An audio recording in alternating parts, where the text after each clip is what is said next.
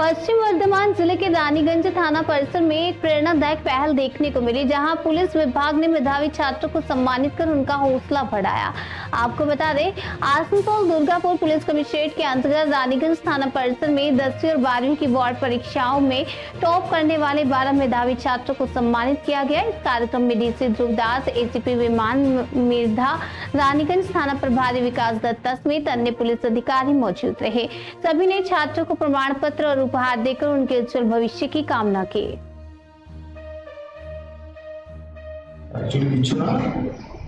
বাচ্চাদের যারা ভালো থানা এলাকার মধ্যে যারা টপার মানে টপ 3 যারা ছিল তিনটে এন্ডে মানে মাধ্যমিকে হায়ার সেকেন্ডারিতে সিবিএসই তে 10th স্ট্যান্ডার্ড এবং 12th স্ট্যান্ডার্ডে যে এগুলো আছে স্টুডেন্ট ছিল যারা হাইয়েস্ট মার্কস সিকিউর করেছিল তাদেরকে থানার তরফ থেকে ছোট্ট ফেলিসিটেশন প্রোগ্রামের আয়োজন করা আজকে যা করার কথা ছিল। এবং এখানে ছিলেন আমাদের DCP central sir, ACP central 2 উপস্থিত ছিলেন এবং আমাদের থানার যে বিভিন্ন ফাঁড়ি আইসি আছে 3জন আইসি ছিল, থানার সমস্ত লোক ছিল, স্টুডেন্টস এবং গার্জিয়ানরা ছিল। অ্যাকচুয়ালি কিছু না, বাচ্চাদের যারা ভালো রেজাল্ট করেছে তাদেরকে আরও ভালো করে এনকারেজ করা, উৎসাহিত করা, যাতে করে ওরা ভবিষ্যতে আর ভালো মানুষ হতে পারে। আরেকটা জিনিস হচ্ছে যে এই পুলিশ যে মানে সব কাজ যেমন করতে পারে, নর্মাল ডিউটি করতে পারে, চোর ধরতে পারে, তার সাথে সাথে পুলিশও যে সাধারণ মানুষের সাথে একদম সাধারণ হতে পারে, সেই সাধারণতা দেখানোর জন্য একটা বড় প্রয়াস আমাদের, যাতে করে পাবলিকের সঙ্গে আরও ভালো করে ইন্টারাক্ট করে পাবলিকের আরও কাছে গিয়ে তাদের সাথে মিশে তাদের সুযোগ সুবিধা বা ঘটনাগুলো জানা, সেগুলোকে শেয়ার করার থেকে ইনফরমেশন নেওয়া এবং একটু ফ্রেন্ডলি হওয়া, যেটা হচ্ছে উদ্দেশ্য ছিল, সেটার জন্য একটা ছোটো অনুষ্ঠানে আয়োজন করা হয়েছিল। এবং যেটা ওদের কাছ থেকে বা তাদের কাছ থেকে কিছু এক্সপিরিয়েন্স শেয়ার করা, আমাদের এক্সপিরিয়েন্স কিছু দেওয়া হবে এবং ওদের কী হতে ইচ্ছুক, কোনটা করতে ওরা চাইছে না চাইছে সে সম্পর্কিত ব্যাপার নিয়ে আমরা ইন্টারাকশন হবে ছোটোখাটো, প্লাস ওদিকে ছোটো উপহার আমাদের তরফ থেকে কিছু কিছু জিনিস ছোটো ছোটো উপহার আমরা তুলে দেবো।